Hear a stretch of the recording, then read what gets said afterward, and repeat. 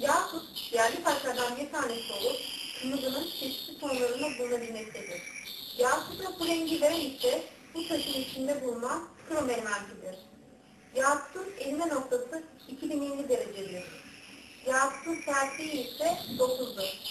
Eğer yakut yüzeye, katıya sahip olmak istiyorsanız bizi arayın. Telefonla bize ulaşırsanız veya bize mail yaparsanız yüzlerce çeşit yüzüğünün arasından istediğinizi seçebilirsiniz.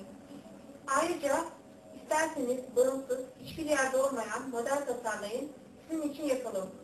Biz mücevher işini 3 kuşakta yapmaktayız ve fiyatlarımızda da oldukça iddialıyız. Size faydamız olacağını umuyoruz.